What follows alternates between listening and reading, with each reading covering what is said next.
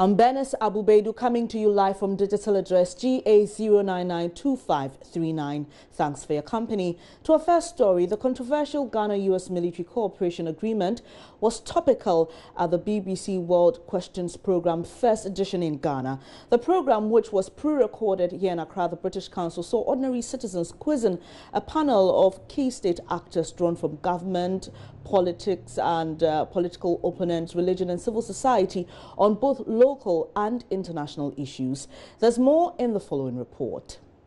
The entire debate was led with questions from the audience.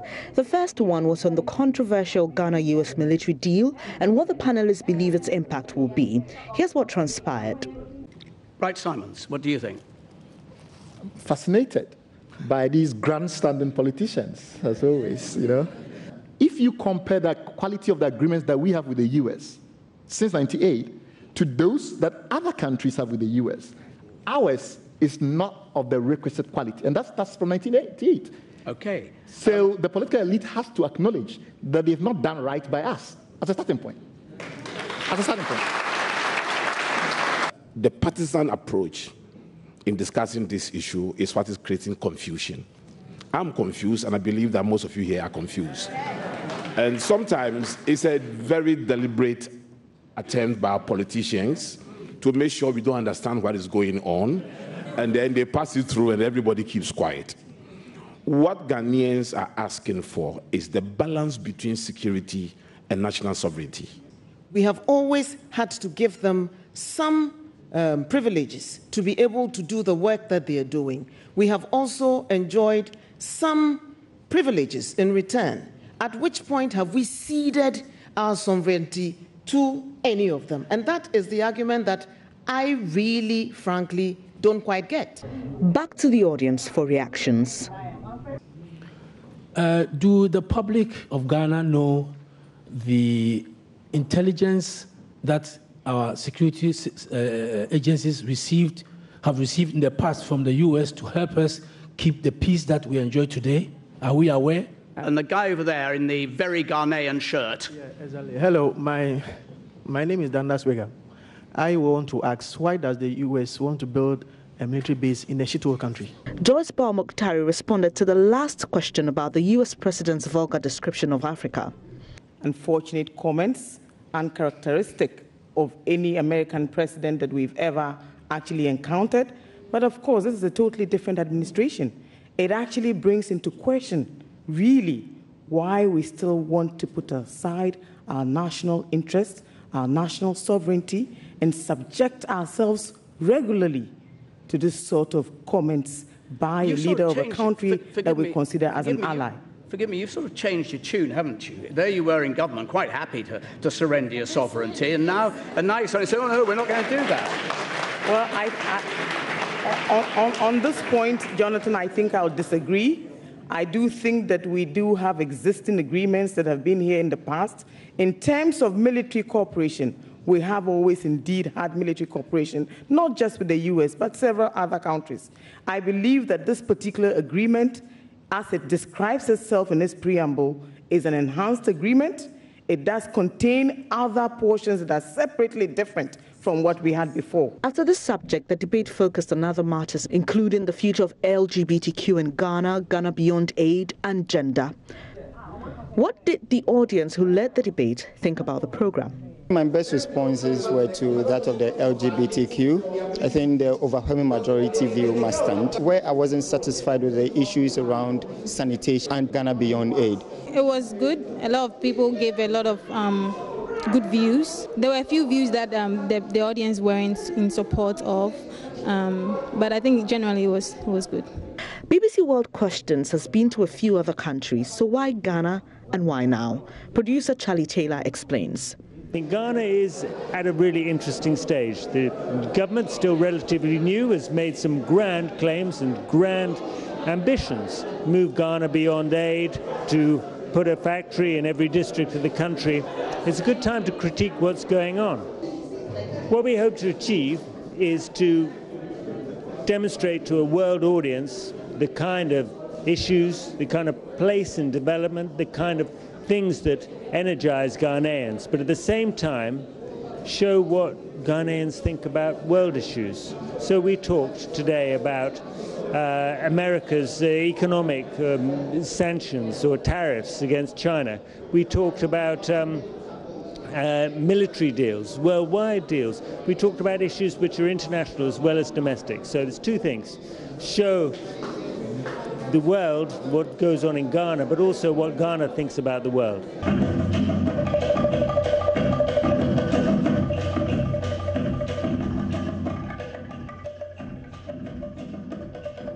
So you saw that for yourself. The full episode of that BBC World Questions airs on the BBC World Service tomorrow at 11 a.m. and 6 p.m. You don't want to make a date, but I'm sure you want to hear more about what the panelists had to say about the controversial Ghana-US military cooperation arrangement. Well, let me show you a bit of that.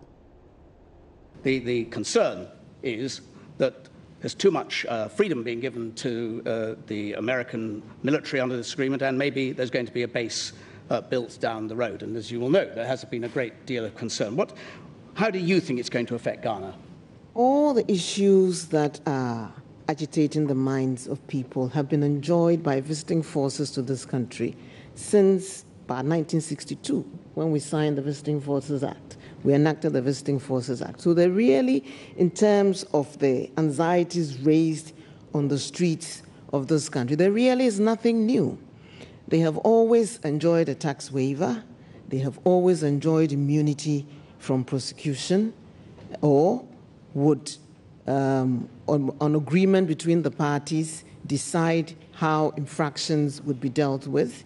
And these are all what are enjoyed by those who are subject to the diplomatic immunities. And what about the concern about what about the concern that this is on the road to having a base here, a US base here? I think His Excellency the President couldn't have been more emphatic in saying that there will be no US military base. They haven't asked for it. It hasn't been offered.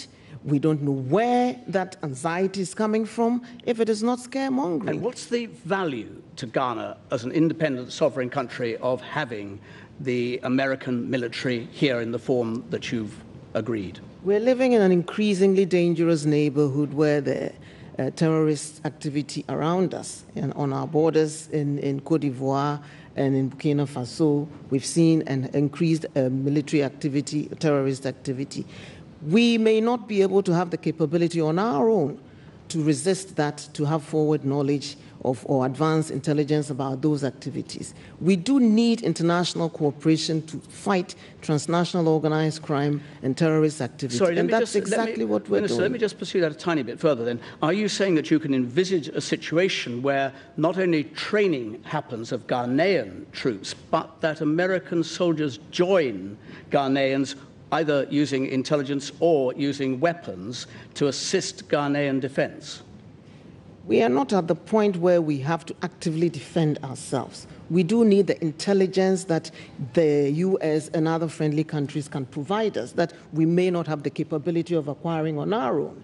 But if it comes to actively defending ourselves, yes, not just the US, but all other friendly countries will be called in aid. And I think that's what military cooperation agreements over the years, which we have been willing parties to have done.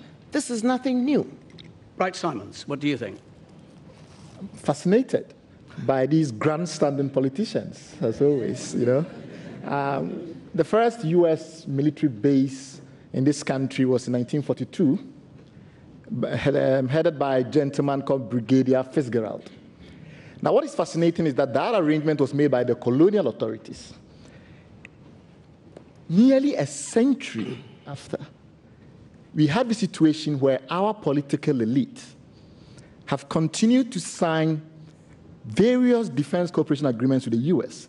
that, by my estimation, are actually worse in terms of the reciprocity compared to what the British actually signed with the U.S. in 1942. So would you have them out altogether, that Ghana doesn't need them? The question that was put about the threat of terrorism, the need for support potentially. Would you have the American troops none here or what? No, not really. We continue to receive troops not only from the United States but from other countries as well. The problem is that since 1998, we've signed agreements with the U.S. And don't forget, the U.S. about 12 types of military cooperation agreements that they signed. We've signed about 5 or 6 of these types of agreements. The problem is that if you compare the quality of the agreements that we have with the U.S. since 1998 to those that other countries have with the U.S., ours is not of the requisite quality. And that's from 1988. Okay. So the political elite has to acknowledge that they've not done right by us as a starting point. As a starting point.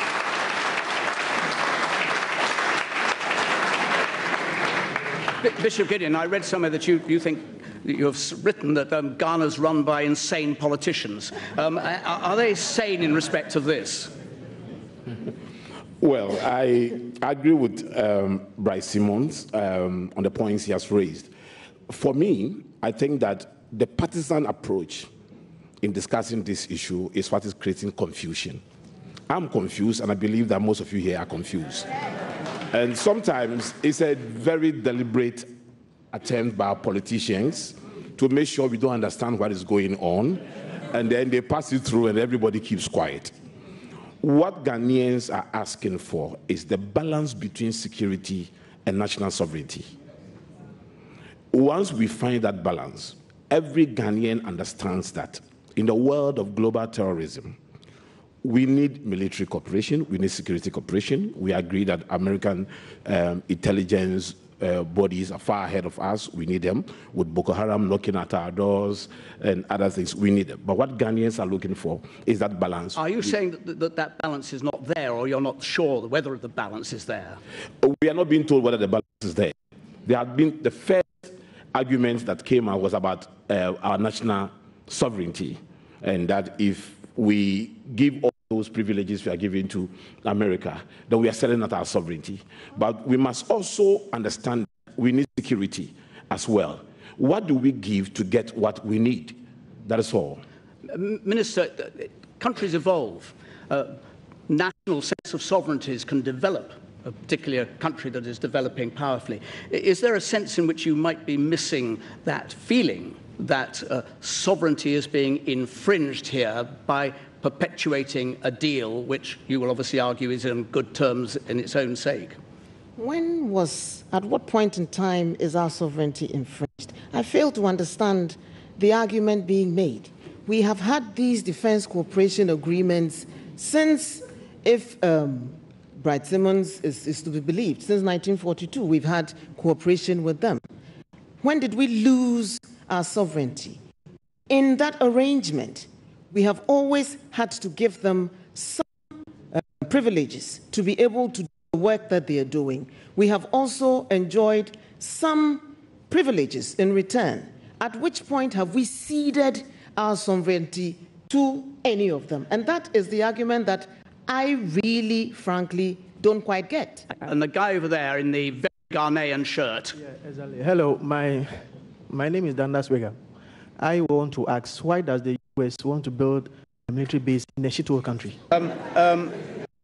Would you, Joyce, comment on this? Well, most certainly a very, very unfortunate statement, unfortunate comments, uncharacteristic of any American president that we've ever actually encountered. But of course, this is a completely different administration. It actually brings into question, really, why we still want to put aside our national interests, our national sovereignty, and subject ourselves regularly to this sort of comments by a leader of a country considered as an ally. Forgive me, you've sort of changed your tune, haven't you? There you were in government, quite happy to surrender your sovereignty, and now you're suddenly saying, oh no, we're not going to do that. On this point, Jonathan, I think I'll disagree. I do think that we do have existing agreements that have been here in the past. In terms of military cooperation, we have always indeed had military cooperation, not just with the U.S., but several other countries. I believe that this particular agreement, as it describes itself in its preamble, is an enhanced agreement. It does contain other portions that are separately different from what we had before. So that's just a glimpse of what to expect tomorrow on the BBC World Service at 11 a.m. and 6 p.m. BBC World Questions Accra would air at those times, and it was moderated or chaired by the BBC's Jonathan Dimbleby.